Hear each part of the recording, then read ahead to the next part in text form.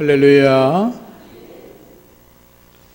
한 40년 전쯤에 우리말로 번역된 조그마한 책자 중에 파인애플 이야기라고 하는 책이 있었습니다. 선교사님들이 파푸아 뉴기니에서 선교했던 이야기를 담은 글인데요. 내용이 이러합니다. 선교사님 부부가 파푸아 뉴기니에 선교하러 갔습니다. 또 부인은 의사여서 원주민들에게 약도 주고 치료도 해주면서 원주민들의 건강도 많이 도와주었고 복음도 전했습니다. 섬 사람들은 그 선교사님들을 자기들을 도와주는 천사라고 여겼습니다. 선교사 부부는 선교하면서 더 어떻게 그들을 도울 일이 없을까라고 생각을 하다가 땅을 구입하게 되었고 거기다가 사람을 고용해서 파인애플을 100그루를 심었습니다. 날씨가 좋아서 파인애플은 쑥쑥 자랐고 3년이 되니까 많은 열매들이 주렁주렁 열렸습니다. 선교사 부부는 생각했지요. 저 열매를 좀 따가지고 내다 팔아서 돈이 좀 생기면 여기 주민들을 위해서 무언가 더 좋은 일을 할 수 있겠네 라고 마음에 이렇게 기쁨이 있었습니다. 이제 며칠 있으면 수확을 해야 되겠다라고 생각을 했는데 그러고 나가서 그 다음날 아침에 나가보니까 파인애플 중에 익은 열매는 하나도 남질 않았습니다. 원주민들이 몽땅 도둑질해 간 것이었습니다. 선교사 부부가 화가 났습니다. 있을 수가 없는 일이었습니다. 자기들이 그렇게 많이 사랑을 베풀어 줬는데 도둑질해 가니까 사람을 믿을 수가 없다라고 생각을 한 거죠. 그래서 병원의 문을 닫아버렸습니다. 원주민들이 몸이 아프니까 병원을 열어달라고 사정을 해서 병원 문을 열어주었더니 여전히 도둑질을 해갔습니다. 그런데 가만히 보니까 파인애플을 도둑질해 가는 사람 중에는 그 처음에 나무를 심었을 때 자기가 고용했던 사람도 있는 것을 보게 되었습니다. 그를 불렀습니다. 그리고 따집니다. 이놈아, 그러면 되냐? 이거 내가 주인인 거 뻔히 알면서 이렇게 과일을 네가 마음대로 따가면 되느냐고 호통을 쳤더니 그 청년이 이렇게 말했습니다. 선교사님, 그거 아닙니다. 우리들 풍습에 의하면 모든 열매는 심은 사람이 따먹게 되어 있습니다. 우리에게 노임을 주고 파인애플을 심은 것은 맞지만 정작 심은 건 우리가 심었으니까 그 열매가 우리 겁니다. 그러면서 계속 따가는 것이었습니다. 기가 막혔습니다. 선교사님이 이렇게 말했습니다. 그렇다면 이 나무를 다 너한테 줄 테니까 네가 다 갖다가 네 땅에다 심어서 네 걸로 해라. 이 청년이 얼마나 좋았겠어요? 근데 이렇게 말합니다. 선교사는 그런데요, 파인애플 나무를 옮기려면 인건비가 드는데 돈을 주십시오. 선교사님이 기가 막히니까 돈을 줬습니다. 거기까지 좋았는데 며칠 있다가 이 청년이 와서 또 이렇게 말합니다. 선교사님, 제가 집에 가보니까 우리 땅에는 다 모든 농작물이 심겨져 있어서 심을 수가 없습니다. 그러니 다른 땅에다 심어야 되는데 그 파인애플을 심을 땅을 살 돈을 주십시오. 이렇게 말을 했습니다. 말도 안 되고 기가 막히니까 그만두라고. 그러고서는 선교사님이 그 파인애플 나무를 뿌리째 다 뽑아버렸습니다. 그리고 자기가 직접 나무를 다 심었습니다. 그리고 이렇게 말했습니다. 이제 내가 심었으니 앞으로 열매가 열리면 절대로 손대지 마라. 내 거다. 이랬죠. 3년이 지났습니다. 파인애플이 또 잘 열매를 맺었습니다.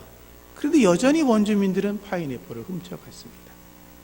너무너무 화가 나서 조그맣게 원주민들을 위해서 준비했던 상점문을 닫아버렸습니다. 상점문을 닫아보니까 원주민들도 더 이상 할 말이 없으니까 다 숲으로 가버리고 말았습니다.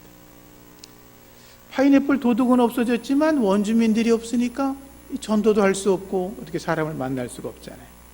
다시 가게문을 열었더니 원주민들이 돌아왔습니다. 계속 또 도둑질을 했습니다. 이번에는 독일산 세퍼트를 사다가 풀어놓았습니다. 원주민들이 무서워서 접근을 못하고 또 밀림으로 돌아갔습니다. 할 수 없이 그들을 보려고 개를 치웠더니 또다시 그들은 돌아와서 여전히 파인애플을 도둑질해 갔습니다. 이럭저럭 지내다가 안식년이 되었습니다. 선교사님이 본국으로 돌아갔다가 재정 세미나를 참석했는데 나의 것은 없고 모든 것은 하나님께로부터 나는 거다. 그런 내용의 이야기를 듣게 되었습니다. 선교사님이 그 얘기를 몰랐겠습니까? 이미 다 아는 얘기들이었죠.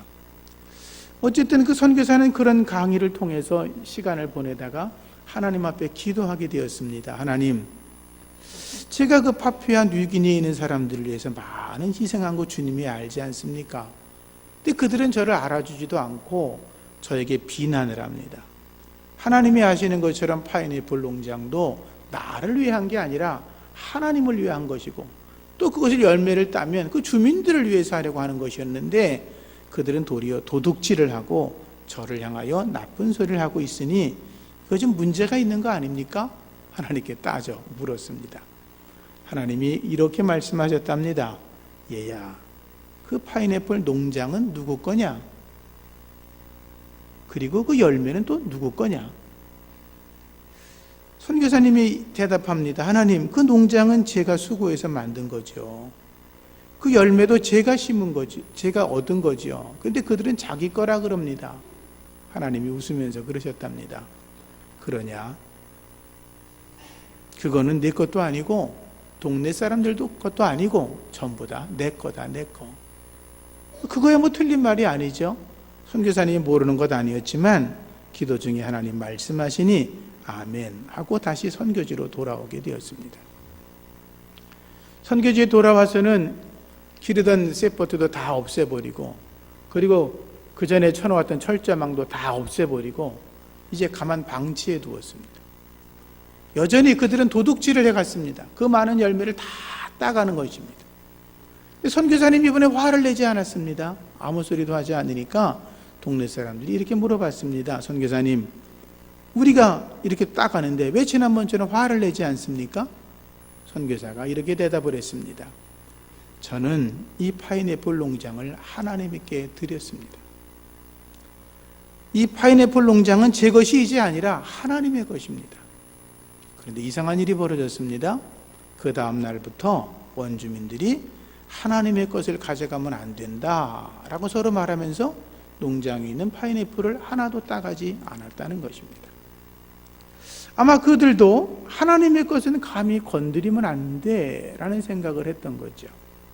이런 일이 있은 후에 많은 원주민들이 하나님의 품으로 돌아왔다고 그럽니다. 내 것이 아니라 모든 게 다 하나님의 것입니다 라고 고백했던 그 선교 현장에 하나님께서 많은 열매를 맺어 주신 거죠. 저와 여러분들은 주님 안에서 구원받은 하나님의 사람들입니다. 하나님이 주시는 복을 받으며 지금도 살아가고 있는 줄로 믿습니다. 한자말로 복복자는 옷의자에 한일자 그리고 입구자, 밭전자가 포함돼서 된 말입니다. 이 말의 뜻은 뭐냐 하면 그저 옷 입고 춥지 않고 등 따시고 그리고 자기 입 하나에 풀칠할 만한 전답이 있으면 족하다 그런 것입니다. 욕심이 없다 그 말이죠. 영국 속담에 그런 말이 있죠. 하루의 행복은 이발소에 가는 것이고 일주일의 행복은 결혼하는 것이고 한 달의 행복은 말 타는 것이고 1년의 행복은 새 집을 짓고 사는 것이다 그런 말이 있죠. 동양 사람이나 서양 사람이나 이 행복이라고 하는 거, 복에 대한 개념은 대단한 것이 아니라 소박하게 일상생활에서 살아가면서 그저 먹고 마시고 살 만한 것이 있으면 감사하고 살아가는 것이 복이다라고 하는 개념을 가지고 있는 것입니다. 예수님께서도 주기도를 가르치시면서 일용할 양식을 주옵시고 라고 기도하라고 가르치셨습니다. 1년치가 아니라 평생 동안 후손이 먹고 살 것을 쌓아두고 사는 것이 아니라 일용할 양식이라고 주님은 우리에게 가르쳐 주셨습니다. 주님 안에서 내게 주신 것으로 감사하며 살아가는 하나님의 사람들 되기를 축복합니다. 돈을 사랑하는 것이 일만하게 뿌리가 된다라고 했습니다. 이 돈을 탐하는 자들은 미혹을 받아서 믿음에서 떠나 많은 근심으로 자기를 찌른다고 했습니다. 욕심부리다가 요즘 뉴스에 나오는 사람들처럼 부끄러운 일 당하지 마시고 주님 안에서 늘 감사하며 승리하며 나아가시기를 예수 이름으로 축복합니다. 성경은 재물을 탐하다가 무너진 사람들, 재물을 탐하다가 고통당한 사람들의 이야기를 많이 기록하고 있습니다. 열왕기하 5장에 보면 나아만 장군이 나병을 고친 사건이 나옵니다. 나병이 고침받은 뒤에 나아만 장군은 엘리사에게 자기가 준비했던 많은 금은보화와 많은 옷을 드리겠다고 합니다. 엘리사가 거절하지요. 그래서 옆에 있던 게하시라고 하는 몸종이 그것이 탐욕이 생겼습니다. 왜 주인이 그걸 안 받고 그냥 돌려보내나 라고 생각을 하고 나아만 장군을 뒤쫓아갑니다. 그리고 말합니다. 에브라임 산지에서 우리 스승의 제자 두 사람이 왔는데 은 1달란트와 옷 2벌을 달라 그러십니다. 나아만 장군이 그 말을 듣고 아이고 은혜를 갚을 좋은 기회라고 생각하고 은을 2달란트를 줍니다. 1달란트는 34kg입니다. 무거워서 못 드니까 병사들이 지고 날라다 주었습니다. 귀하시는 걸 감추어두고 자기 스승에게 찾아갑니다. 엘리사가 이렇게 말합니다. 이놈, 지금이 어느 때인지 아냐? 지금이 은을 받을 때냐? 지금이 금을 받을 때냐? 지금이 옷을 받을 때냐? 지금이 감람원이나 포도원이나 양이나 소나 남종이나 여종을 받을 때냐? 책망하며 말합니다. 나아만 장군에게 있던 나병이 너희에게, 너희 후손들에게 영원토록 이어질 것이다. 나아만은 그날 게하시는 그날부터 나병에 걸려 고통을 겪을 수밖에 없었습니다. 하나님의 것을 탐하면 안 됩니다. 재물을 탐하면 안 됩니다. 사무엘상 2장에 보면 거기 홈리와 비느하스 이야기가 나옵니다. 엘리 제사장의 아들이었습니다. 제대로 교육을 받지 못했는지 그들은 하나님의 것을 자기 것이라고 탐하기 시작했습니다. 본래 제사를 드리고 나면 그 고기를 삶게 됩니다. 삶으면 큰 솥에 삶으면 삼지창 같은 걸로 푹 찍어서 먼저 찍어 나오는 건 제사장 것이었습니다.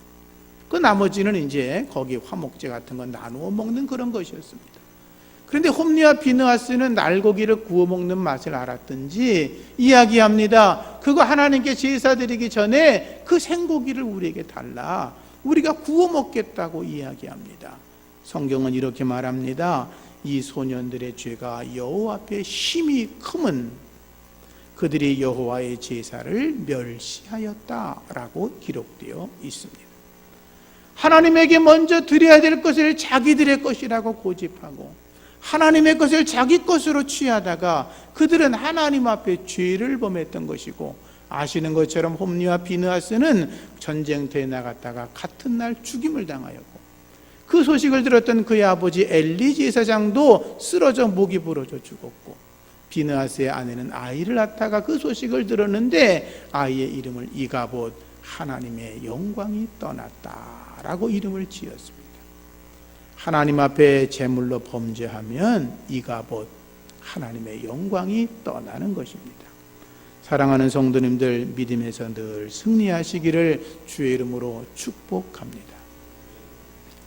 누가복음 15장의 탕자 이야기를 잘 아시죠? 그 탕자는 아버지가 돌아가시지도 않았는데 유산을 달라고 그렇게 고집을 합니다. 얼마나 때를 썼으면 아버지가 재산을 나눠서 보냈겠습니까? 도시로 나갔습니다. 돈 냄새를 맡은 수많은 주변 사람들 때문에 하루아침에 다 망하게 됩니다. 탐욕을 부렸더니, 하나님을 떠났더니 그의 인생이 비참해졌다라고 하는 거죠. 이런 말씀들의 이야기는 뭐냐 하면, 사람들 가운데 재물의 탐심에서 벗어나지 못하면, 탐심은 우상숭배라 그러지 않았어요? 탐심에서 벗어나지 못하면, 하나님의 것을 내 것이라고 고집하면 그들의 인생은 망할 수밖에 없다라고 하는 걸 성경은 우리에게 말씀해주고 있는 것입니다. 하나님의 나라와 하나님의 의를 구하셔서 하나님 베푸시는 복을 받으며 살아가는 저와 여러분 되기를 축복합니다.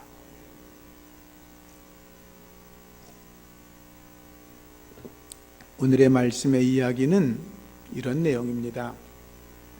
아람 나라 베나닷이라는 왕이 사마리아를 침략해 들어왔습니다.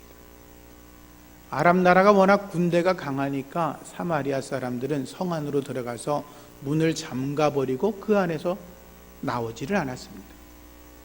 그런데 아람 왕은 얼마나 지혜가 있는 사람이냐면 성벽을 무너뜨리려고 하지 않았고 성을 빙 둘러서 진치고 있었습니다. 몇 달 동안이나 진치고 있으니까 성 안에 음식이 떨어졌습니다. 물이 떨어져 갑니다. 먹을 게 없습니다. 성경의 기록에 보면 나귀 머리 하나가 은으로 80세겔, 80세겔이면 1년 월급입니다. 그리고 비둘기 똥도 먹었는지 비둘기 똥의 4분의 1 값이 20일 월급. 그래 말이 안 되는 거죠. 그런데 니들이 살아갈 수가 없으니까 나중에는 오늘은 내 아들을 잡아먹고 내일은 내 자식을 잡아먹자고 서로 이야기를 해서 자식까지 잡아먹게 되었습니다.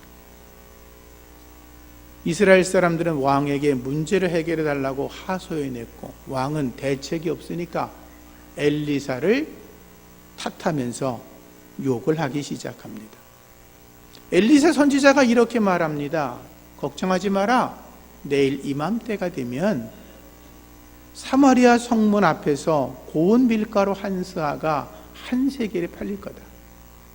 보리 2스아가 한 세겔에 팔릴 것이다 라고 이야기를 합니다. 어느 누구도 그 말을 믿을 수가 없었습니다. 그런데 성 안에 살던 나병 환자가 4사람이 있었는데 그 사람들이 둘러앉아 이렇게 말합니다. 이제 우린 죽게 생겼어. 여기 있어도 굶어 죽고 밖에 나가도 굶어 죽으니 이왕이면 밖에 나가서 먹을 것을 찾아보다가 죽자. 혹시 아람 사람들에게 잡혀서 죽으면 그냥 죽는 거고 그들이 살려주면 사는 거니 성 안에만 있지 말고 나가자. 그 4사람이 의기투합을 해가지고 성 밖으로 몰래 나갔습니다. 그런데 하나님께서 그날 밤 놀라운 일을 행하셨습니다. 아람 군대 진영이 뺑 둘러가지고 군대 진영을 치고 있는데 하나님께서 그들에게 소리를 듣게 하셨습니다.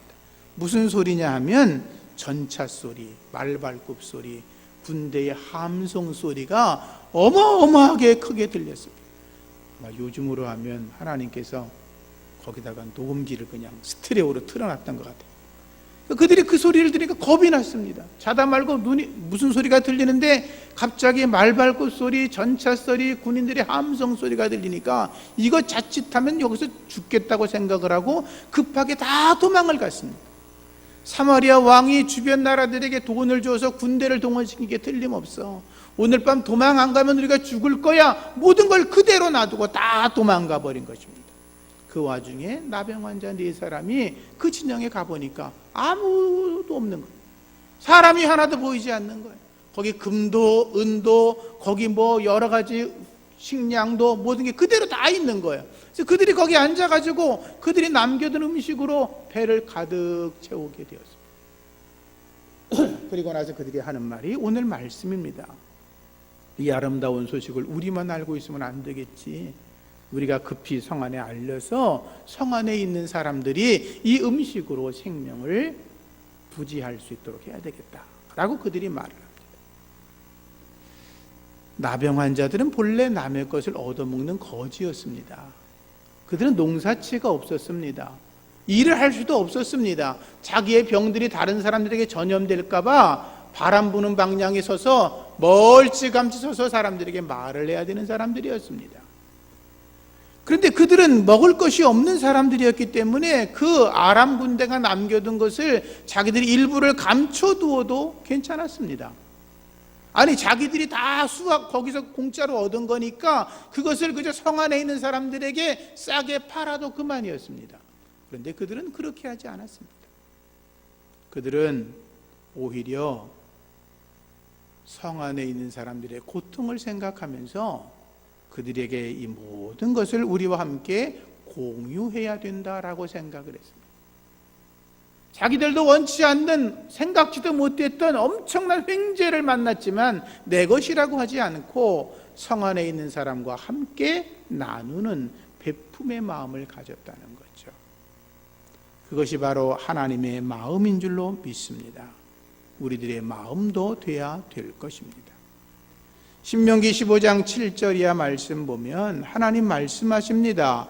내가 너희들에게 허락한 땅 어느 성읍에든지 가난한 형제가 너와 함께 거주하면 그 가난한 형제에게 내 마음을 완악하게 하지 말고 내 손을 움켜쥐지 말고 반드시 내 손을 그에게 펴서 그에게 필요한 대로 쓸 것을 넉넉히 주라 라고 말씀하셨습니다.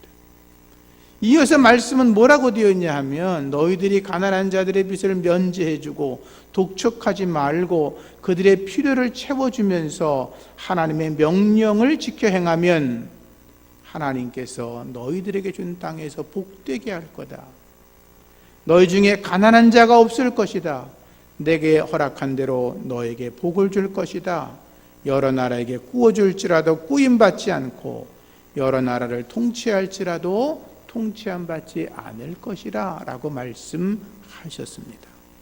이러한 은혜와 축복이 여러분에게 임하기를 축원합니다. 다윗이 하나님의 성전을 건축하기 전에 자기의 모든 소유를 하나님께 드립니다. 성경에 보면 역대하 29장에 다윗이 하나님께 드린 목록이 쭉 기록되어 있는데 거기 보면 다윗이 하나님께 드린 그 금이 100톤이었습니다. 100톤. 다윗이 하나님께 드린 은은 240톤이었습니다. 다윗이 그렇게 드리니까 다윗을 돕던 많은 신하들도 함께 모아서 예물을 드렸는데 그들이 드린 금은 170톤이었고 은만 340톤이었습니다. 다른 거는 뭐 더더군다나. 그런데 그들은 말씀에 보면 그들이 백성들이 자원함으로 드렸다, 기쁨으로 드렸다, 성심으로 드렸다 이렇게 되어 있습니다. 그들은 하나님 앞에 감사함으로 드렸다. 하나님께 그 모든 걸 다 드리고도 다윗이 뭐라고 기도를 하냐 하면 하나님께 내가 드릴 만한 마음을 주신 게 오히려 감사합니다 라고 말하며 주 앞에 드립니다. 모든 게 다 하나님의 것이라고 하는 거죠. 그런데 여러분 생각해 보시면요, 다윗과 이스라엘 백성들에게 그들이 드린 금, 은, 여러 모든 것들은 목숨값, 생명의 값이었습니다. 왜냐하면 그들이 그 모든 것은 전쟁에 나가서 승리의 대가로 전리품으로 얻은 것이었습니다. 전쟁에 나가 싸우다가 자기 아버지가 죽었을 수도 있고 아들이 죽을 수도 있고 형제 자매가 죽을 수도 있고 친척들이 죽을 수도 있었습니다. 그 핏값으로 얻은 것이 그 금, 은, 보화였습니다. 전쟁에 나가다가 팔이 잘리거나 눈이 뽑히거나 가슴에 창을 맞거나 고통과 상처를 얻은 그 것들이 다 그 금, 은, 보화 하나님께 드렸던 것들이었습니다. 자기의 생명과 같은 거 또는 생명보다 더 귀한 금, 은, 보화를 하나님 앞에 기쁨으로 드렸다고 말씀은 기록하고 있는 거죠. 그들은 알았던 겁니다. 전쟁에서 이기게 하신 분도 하나님이고 생명을 지켜주신 분도 하나님이시고 하나님께 드릴 믿음을 주신 분도 하나님이시고 자기의 후손들에게 영원한 복을 주실 분도 하나님인 걸 알고 있었던 것입니다. 그래서 피로 얻은 금은 보화를 하나님께 기쁨으로 드릴 수 있었던 것입니다. 사랑하는 성도님들, 하나님의 것을 내 것이라 고집하지 않기를 부탁을 드립니다. 하나님의 것을 하나님에게 온전히 기쁨으로 드릴 때 하나님께서 기뻐하시고 우리에게 넘치는 것으로 채워주실 겁니다. 주님 말씀하신 대로 손에 재물 얻는 권세도 더하여 주실 것이고 우리의 자녀들에게도 하나님의 복을 더하여 주실 것입니다. 그리고 주께서 우리에게 허락하신 것들, 우리 주변에 고통당하고 어려운 사람들에게 사랑과 믿음으로 사용해서 주님 앞에 온전히 서는 하나님의 선한 청지기, 재물의 청지기가 될 수 있기를 주의 이름으로 축복합니다. 기도하겠습니다. 하나님이 우리에게 주신 것 내 것이라 고집하는 자가 없게 하여 주옵시고 하나님의 것을 하나님의 나라 위하여 기쁨으로 드리게 하시며 정직한 10의 1조와 헌물을 주 앞에 드려 감사함으로 고백하게 하여 주옵시고, 또 우리의 삶 속에 넉넉한 여유를 허락받았다면 우리 주변에 가난하고 고통당하고 어려운 사람들에게 나누어주고 베풀어 줄 수 있는 거룩한 믿음도 더하여 주시옵소서. 하나님 앞에 선한 정직이 재물의 청직이 되어 주의 뜻을 이루게 하옵소서. 예수님 이름으로 기도합니다.